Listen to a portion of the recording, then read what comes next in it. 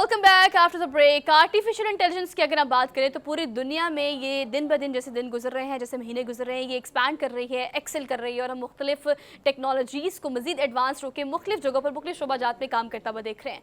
लेकिन अगर artificial intelligence की हम बात करें तो ऐसी एक इंटेलिजेंस जो कि अभी हमें देखने में बहुत अट्रैक्टिव लग रही है, लेकिन कहा यह जाता है, बल्कि सुनने में भी आया होगा, आपने सुना भी होगा बहुत सी जगहों पे, कि ह्यूमन नेचर की अगर आप बात करें या ह्यूमन एक्सपर्टीज़ की बात करें तो उसका कोई रद्दो बदल या कोई नेमुल बदल नहीं है। लेकिन उसके बावजूद भी आर्टिफिशियल इंटेलिजेंस भी इंसान की ही बनाई हुई एक ईजाद है, लेकिन ये इंसानियत के लिए क्या क्या खदशात पैदा कर सकती है या कितना नुकसान हो सकता है। जहाँ पर ये एक बहुत बड़ी सक्सेस कंसीडर की जा रही है, वहाँ कहीं ना कहीं आने वाले कुछ सालों में अगर हमें ही इस चीज़ का नुकसान होगा तो उससे अभी बचने के लिए क्या करना चाहिए, आर्टिफिशियल इंटेलिजेंस के हवाले से डिटेल में हम बात करेंगे। हमारे साथ अमजद अलवी साहब मौजूद हैं, ब्रेन टेलीकम्युनिकेशन के डायरेक्टर हैं, IT एक्सपर्ट हैं। आपको आज के प्रोग्राम में हम खुशामदीद कहते हैं। अस्सलाम वालेकुम सर। वालेकुम अस्सलाम sir, thank you so much for being here. Sir, artificial intelligence का शोर बहुत है और हमने अपने प्रोग्राम में मुख्तलिफ खबरें दी हैं और मुख्तलिफ हलकों में इसके बारे में बहुत बात की जा रही है, जो कि अभी देखने में बहुत अट्रैक्टिव भी लगता है। लेकिन जिस चीज़ पर हमने आज बात करनी है, हम जिसको एड्रेस करना है, वो ये कि आने वाले चंद सालों में अगर आर्टिफिशियल इंटेलिजेंस इंसान को ही रिप्लेस कर देगी तो अल्टीमेटली नुकसान तो इंसान को ही है। हमें किस तरह से इसको ड्राइव करना चाहिए और कितनी स्पीड से करना चाहिए? थैंक यू, आपने मुझे मौका दिया, क्योंकि मेरा पॉइंट ऑफ व्यू थोड़ा सा अभी जो करंट लोग जो क्रिटिक्स हैं जो उनसे थोड़ा सा डिफरेंट है। Sure sir. और अगर हम थोड़ा सा इसको एनालाइज करें, आर्टिफिशियल इंटेलिजेंस की जो अभी इसकी एप्लीकेशन है, ये बड़ी पुरानी सब्जेक्ट और फील्ड है और इसमें रिसेंट ईयर्स में ज़्यादा तरक्की इसलिए हुई है कि टेक्नोलॉजी अपने आप को खुद सपोर्ट जो है, जितनी जैसे टेक्नोलॉजी तरक्की कर रही है इस तरह आगे उसका फ्यूचर एक्सपोनेंशियली तरक्की कर रहा है, तो इसलिए ये ज़्यादा विजिबल हो गया है। कोई इतना परेशानी या इतना कोई अजूबा नहीं है ये, तो ये पुराना फील्ड है। इसमें कंप्यूटर्स की स्पीड और उसकी फ्यूचरिस्टिक जो क्वांटम कंप्यूटिंग वगैरह इसमें जब ऐड होगी ये और भी ज़्यादा फास्ट होगा और एडवांस हो जाएगा। इसमें जो जैसे आपके खदशात की बात आपने की, तो अगर इसको हम एनालाइज करें तो ये अभी या कुछ देर आगे ये सिर्फ पढ़े लिखे लोगों को रिप्लेस कर रहा है। यानी एक रेपिटेटिव वर्क में जहाँ आपका इंटेलिजेंस अप्लाई होती है, बहुत स्ट्रेटेजिकल चीज़ों को अभी रिप्लेस नहीं कर सकता और ना ही फिज़िकल वर्क को रिप्लेस कर सकता है। तो अगर हम एनालाइज करें तो पाकिस्तान, हम लोग यहाँ पे मेजॉरिटी कम एजुकेटेड लोग हैं और mostly they are being exploit. ये इनका इस्तेसाल ज़्यादा होता है इनका, जो कम पढ़े लिखे हम लोग हैं, तो हमें तो इसका फ़ायदा होगा। हमें इससे बिल्कुल घबराना और डरना नहीं चाहिए कि हम कम पढ़े लिखे लोगों को एक पढ़ा लिखा और बड़ा इंटेलिजेंट असिस्टेंट मिल जाएगा at a very quick response और बहुत कम कीमत के अंदर हमें मिल जाएगा। तो हमें तो एक्चुअली इसका फ़ायदा होगा। हमारी कौम को इससे बिल्कुल घबराना नहीं चाहिए और इसको अडॉप्ट करने की कोशिश करना चाहिए।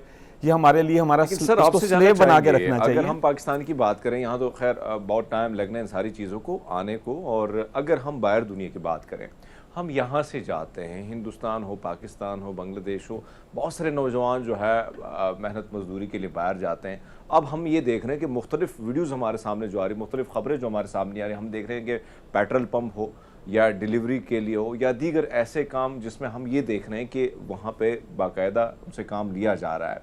तो क्या आपको नहीं लगता ये जो बाहर जाने का रुझान है या कहीं ना कहीं इंसानों का जो अमल दखल है बहुत सारी चीज़ों में कम होकर रह जाएगा, जो कहीं ना कहीं इंसानों के लिए नुकसानदेह होगा? इन द लॉन्ग रन जो एजुकेटेड लोग हैं उनको इसको सिर्फ रोल्स चेंज करने होंगे। नुकसान देखिए, जब तब्दीली आती है तो जो लोग उस तब्दीली को एक्सेप्ट नहीं करते और उसके साथ उसको कॉप नहीं करते, वो लोग नुकसान उठाते हैं। तो ये एक नई वेव है, इस तब्दीली को एक्सेप्ट करना चाहिए और बहुत सारे नए रोल्स और नई फील्ड्स पैदा होंगी इससे और नई जॉब्स पैदा होंगी इससे।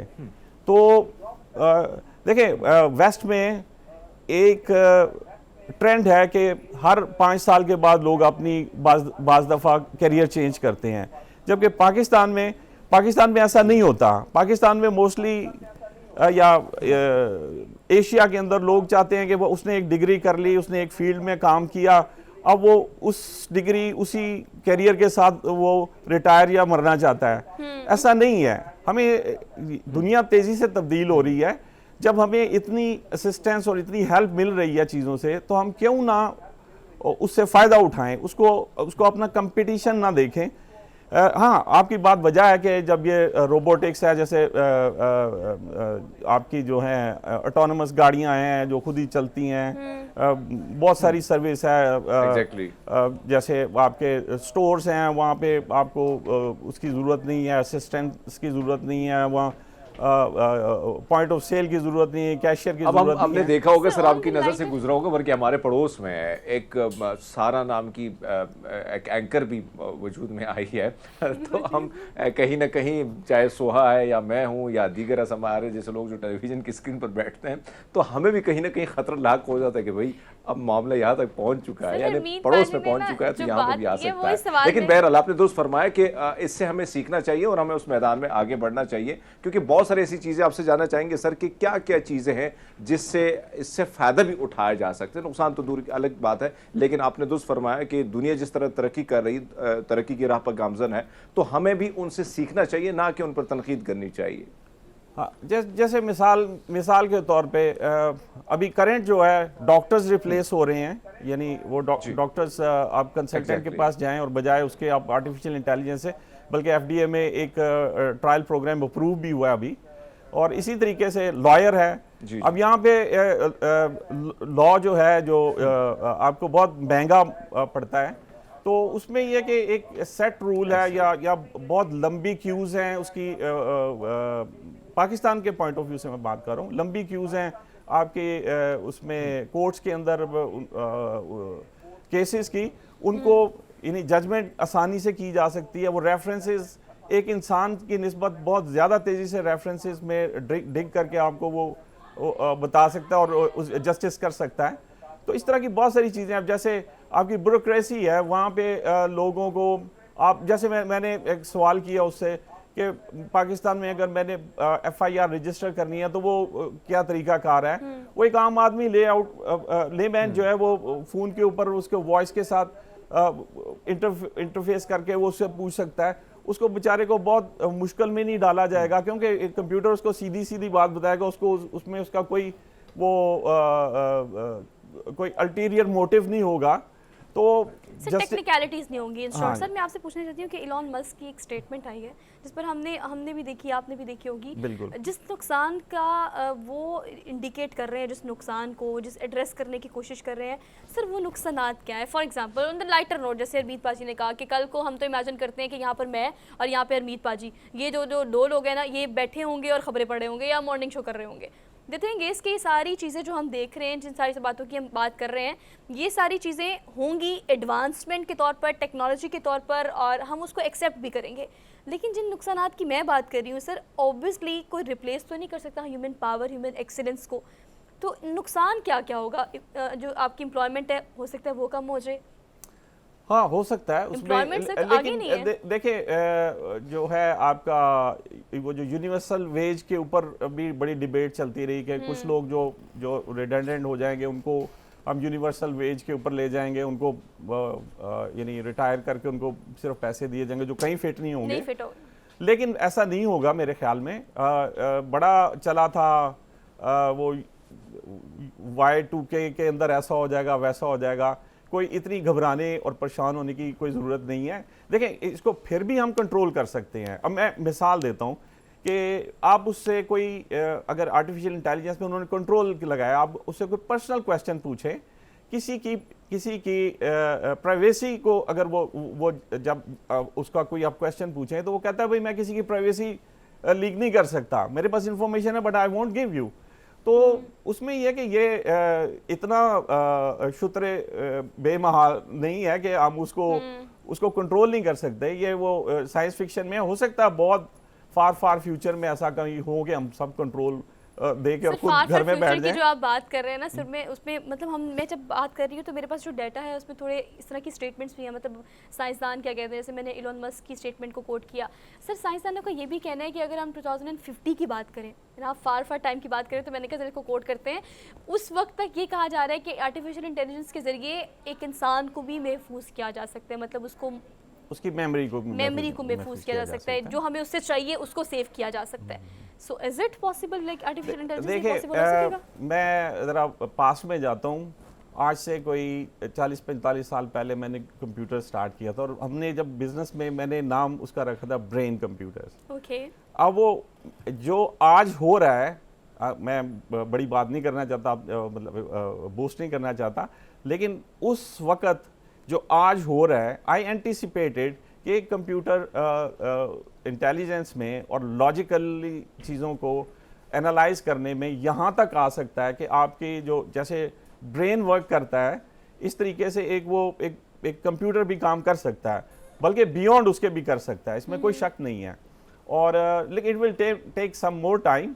और फिज़िकल चीज़ों को नहीं रिप्लेस किया जा सकता, बहुत सारी इंसानी सोच को नहीं रिप्लेस किया जा सकता, और जो लोग तब्दील नहीं होंगे इस तब्दीली के साथ, उनके लिए मुश्किल होगी। एलन मस्क जिस चीज़ को पॉइंट आउट कर रहा है कि जी ये आउट ऑफ कंट्रोल हो जाएगा, कुछ भी हो जाएगा, वो एक्चुअली इनकी एक अपनी वॉर चल रही है कि who is going to have the quantum top level quantum system. जैसे उसका वॉर था, उसमें आपके वेपन्स की एनहेंसमेंट में एटॉमिक बम तक चले गए और लेज़र टैक्टिकल लेज़र वेपन्स पे चले गए।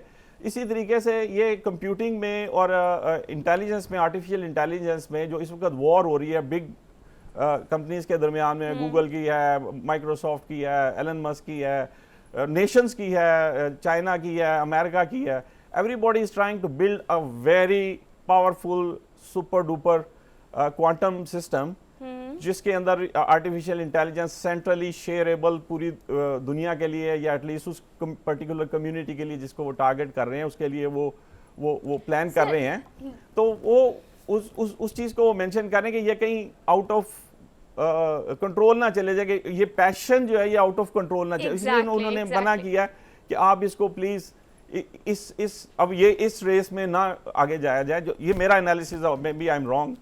तो एलन मस्क जिसको पॉइंट आउट कर रहा है, क्योंकि आप बैकग्राउंड में जाके देखें, वो जो एट लार्ज जो इनका कंपटीशन सबका आपस में चल रहा है, कि एलन मस्क ने ये कहा था कि द पर्सन हु विल और the company who will have the most robots will win the war. या एग्जैक्टली। तो वो इसी बात को ना, एक अपना कंपटीशन है। इसी बात को हम कंटिन्यू करेंगे, क्योंकि बेसिकली इट्स अ वॉर जो चल रही है आर्टिफिशियल इंटेलिजेंस की। लेकिन इसमें जिस चीज़ को हम ज़्यादा से ज़्यादा एड्रेस करने की कोशिश करेंगे कि अगर पाकिस्तान में इसके आने की बात की जाए या इसके फैलने की बात की जाए, तो इसमें जिस चीज़ का सबसे ज़्यादा खतरा है वो है अनएम्प्लॉयमेंट का या एम्प्लॉयमेंट का। तो इससे कितना खतरा लाक हो सकता है कंपनीज़ को या स्टेक होल्डर्स को, हमने इस पर बात करनी है। हमने क्विक ब्रेक लेनी है, ब्रेक के बाद करेंगे। Keep watching good morning public.